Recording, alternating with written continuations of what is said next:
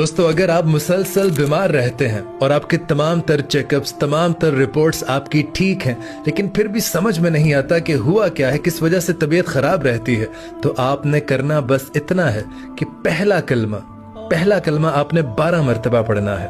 उसके बाद या हय्यू या कय्यूम बिरहमती का अस्तगीस 10 मरतबा पढ़ना है।